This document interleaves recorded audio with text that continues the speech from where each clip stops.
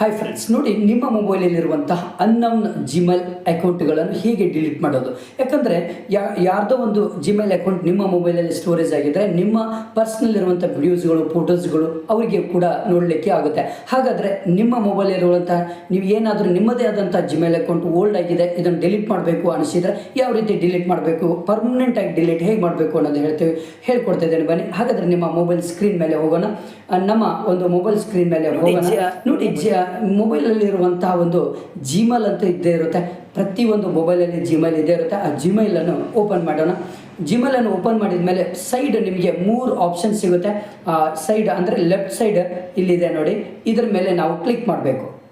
Click ಮಾಡಿದ ಮೇಲೆ ಇಲ್ಲಿ ಬಂದ ಮೇಲೆ ಹಲವಾರು ರೀತಿಯ ಆಪ್ಷನ್ಸ್ಗಳು ಸಿಗುತ್ತೆ. ಆ ಆಪ್ಷನಲ್ಲಿರುವಂಥ ಸೆಟ್ಟಿಂಗ್ಸ್ ಮೇಲೆ ಕ್ಲಿಕ್ ಮಾಡಬೇಕು. ಸೆಟ್ಟಿಂಗ್ಸ್ ಮೇಲೆ ಕ್ಲಿಕ್ ಮಾಡಿದ ಮೇಲೆ ನಿಮ್ಮ ಒಂದು ಮೊಬೈಲಲ್ಲಿರುವಂಥ ಎಲ್ಲ ಜಿಮೇಲ್ ಅಕೌಂಟ್ಗಳು ಇಲ್ಲಿ ಸಿಗ್ತದೆ.